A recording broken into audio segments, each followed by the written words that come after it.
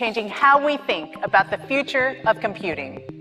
We launched Bard as a limited access experiment on a lightweight large language model. Some would be shocked to discover that OpenAI, even among trillion-dollar IT businesses, leads in AI innovation. Google, on the other hand, is working to alter this. According to Google's CEO Sundar Pichai, Bard AI will be enhanced with more powerful models in a week. Are you ready to find out more about this? If so, come along on this roller coaster. A while back, Google announced Bard AI, an AI chatbot designed to fight ChatGPT.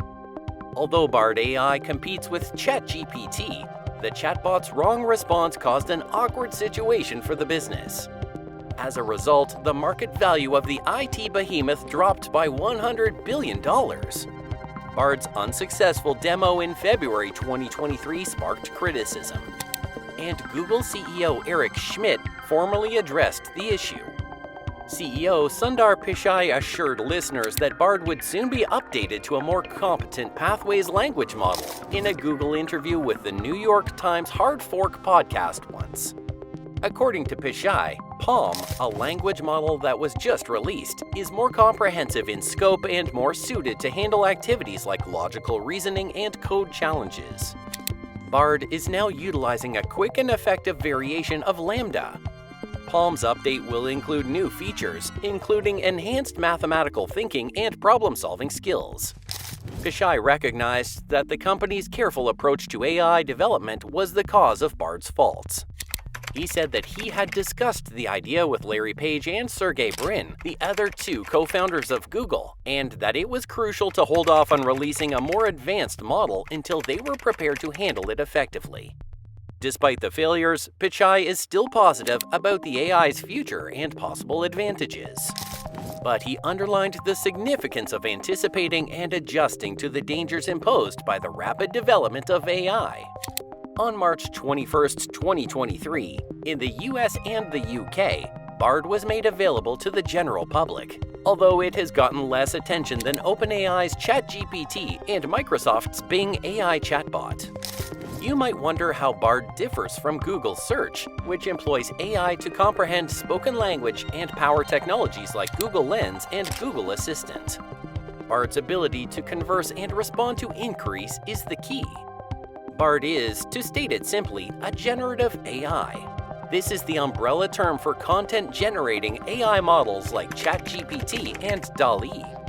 While generative AIs can produce images, audio, and video, Bard, an AI chatbot, is more interested in producing text that responds to your inquiries in a kind and conversational manner. Bard is also a large language model, LLM, a general word. This kind of neural network has been given massive volumes of text to train it to understand natural language. One constraint and a major reason ChatGPT believes it's yet 2021 is the training data. The AI essentially started speaking after that. Bard may have comparable internal problems, but it more than makes up for this with its Google Search interface, which provides data on current events and basic LLM training. Bard could appear to be a product that was hurried to market given the date to compete with ChatGPT 4's launch. But in 2017, Google opened up access to their Transformer deep learning model, which served as the foundation for ChatGPT and other LLMs. Google's language model for dialogue applications, LaMDA, which was made available in 2021, powers Bard. Therefore, the new tool from OpenAI and Google have a similar history, although Bard has been in development for many years. In reference to its linguistic ability, the word poet, as in William Shakespeare's Bard of Avalon, gave rise to the moniker Bard. The name complies with Google's naming guidelines because it also has geeky roots. In Dungeons & Dragons, some characters can be played. They serve as the inspiration for the vintage Apple II game The Bard's Tale, which spawned a number of games, one of which being the 2018 remake. When users search for short answers, Google wants Bard to complement the knowledge graph cards they see in search. While a knowledge graph card might provide you with a brief description of a term or an overview of a person or location, Bard's replies are intended to address NORA inquiries, as Google refers to them. Bard does this by first understanding your query and its context using Lambda language models. Lambda can comprehend the subtleties and colloquialisms that search engines struggle with, since it uses datasets that include speech. Following that, Bard compiles data from many websites to create an answer, which is then transformed into the kind of conversational response you might anticipate from a real person, again, courtesy to Lambda. During a test in Paris, the business requested the AI chatbot to assist in selecting a car, and then followed up with inquiries on the benefits of electric cars. Such capability may eliminate the need to click search results, but Google takes care to preserve its connections to websites and content producers.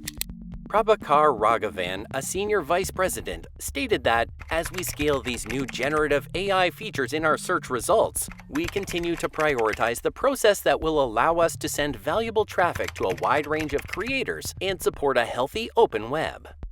Bard now operates independently rather than as a component of Google Search. You may start a conversation with the AI, and since everything you say during a single session will be stored, you can use the context of prior inquiries to help Bard provide more in-depth responses. If you ask the chatbot for clarification when the information it provides you seems unclear, it will make the necessary corrections and offer its apologies. Although Bard, ChatGPT-4, and other AI chatbots could offer speedy responses, they might not be accurate. These tools offer solutions that are impacted by training dataset biases, contradicting or out-of-date information. After spending more than a decade at Google, Dr. Geoffrey Hinton, referred to as the godfather of AI in certain circles, recently announced his resignation and expressed reservations about the direction of generative AI. The researcher thinks that because artificial intelligence models are developing so quickly, it will be difficult to govern them, and they might become a powerful weapon for evil actors. Hinton replied, "Look how it was 5 years ago and how it is now." His concern is mostly caused by an industry-wide effort to win over customers, which may be done at the expense of proper research. Google has stated that it remains committed to a responsible approach to AI.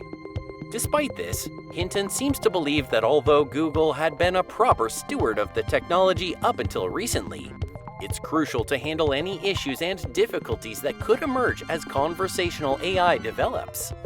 There really isn't anything about Google Bard that has completely blown me away, but they're simply going to keep refining it, while ChatGPT just keeps coming out with amazing new features like the plugin shop, and obviously the code interpreter now, which is amazing. And that's all about it. Thank you for watching this video. Give this video a thumbs up if you found it useful, and consider subscribing to our channel. Do click the bell symbol to get alerts.